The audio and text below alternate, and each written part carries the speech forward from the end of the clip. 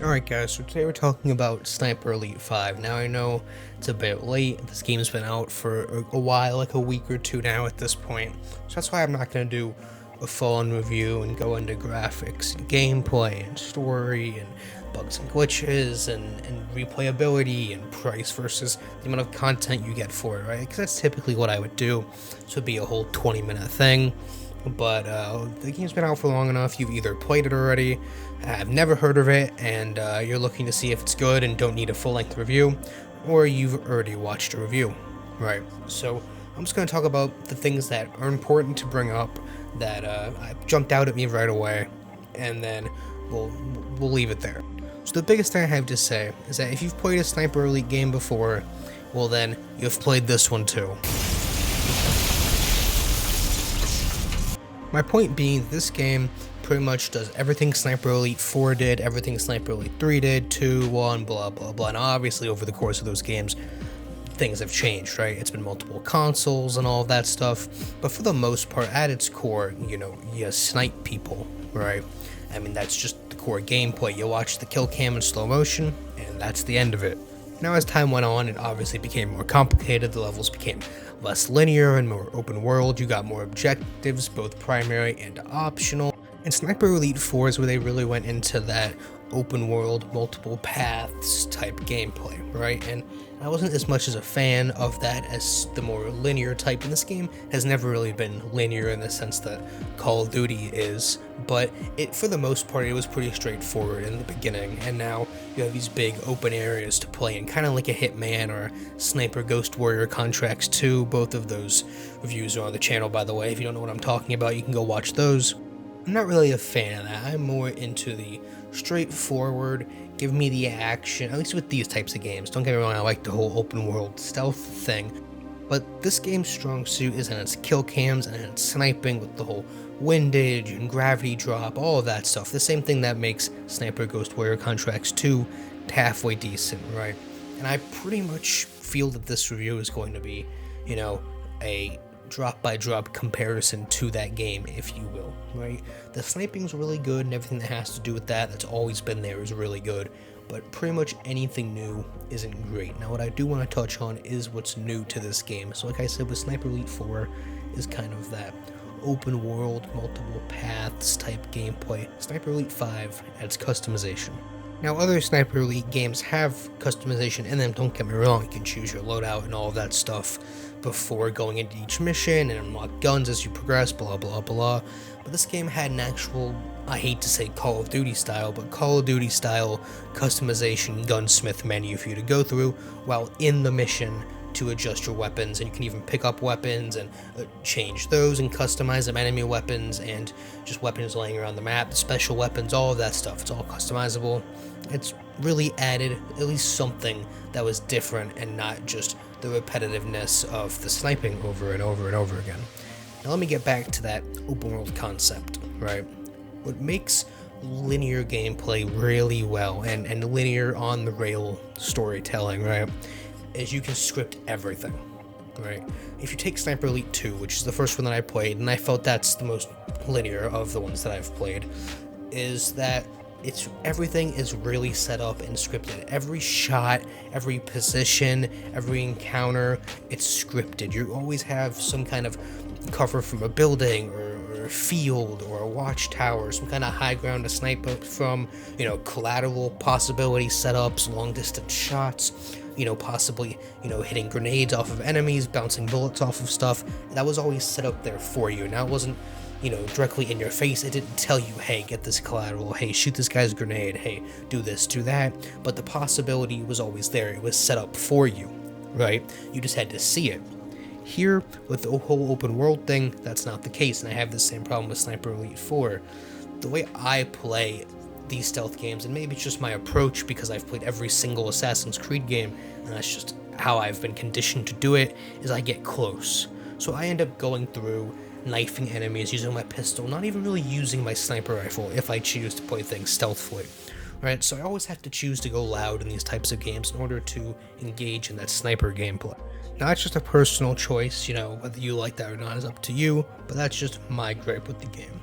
Another thing that they've added, at least as far as I remember, I don't think I've reviewed Sniper Elite 4, but there is a skill tree in this game, and it's one of those skill trees that's not great.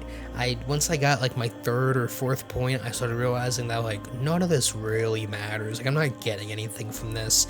Like it's just passive perks here and there for the most part.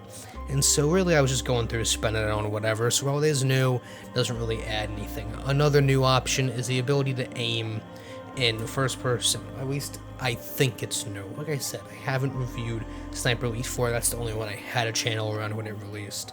And I don't really remember a lot about these games. I don't have a lot of content to go back and look on, but for when I do remember, I don't remember being able to aim in first person with anything obviously other than the sniper rifles.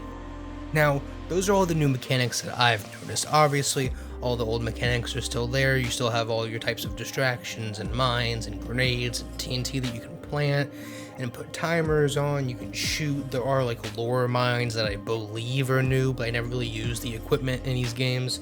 And then decoys, you know, they have them in other games where it's just a wood post with a helmet on it and to distract the enemies. Nothing too crazy that really changes the gameplay all that much. And I'm not certain that they're new, because again, I never really used the equipment other than a few mines here and there, but just wanted to point those out. So really the biggest new features that they added were the customization within the workbench, being able to do that within the level, not having to wait until you're at the main menu, and then a skill tree and being able to aim in first person, which those two aren't really big. Now, the other thing that these games typically do well is their locations, right? Sniper Elite 4 in particular, and even 2, have really good levels, right? Every level of 4, except for maybe the dockyard, is really well put together. I mean, I've played through it multiple times, especially Sniper Elite 4 and 2, like I've said, those two I've played the most. And I've gone through and I've gone different paths and done different routes in the Sniper Elite 4.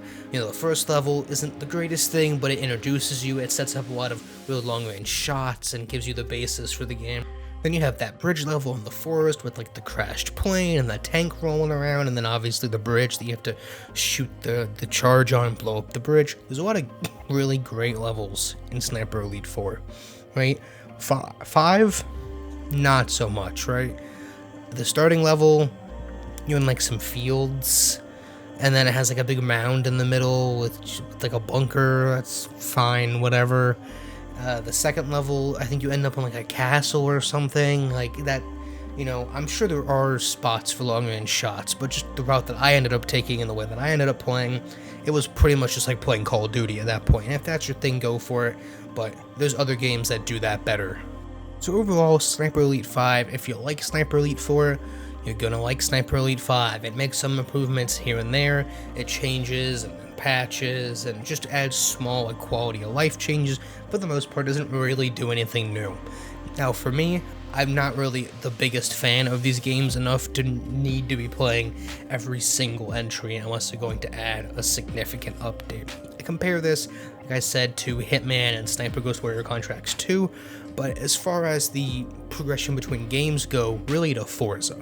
Right, typically with Forza, you're pretty much doing the same thing every time. Yes, the locations vary a little bit, they add some new cars here and there, but for the most part, it's the same exact game, just a different skin on it. The difference being, Forza, one, I can tolerate the gameplay a bit more because it's the only racing game I play, and it only releases every 2 or 3 years, whereas I play countless shooting games.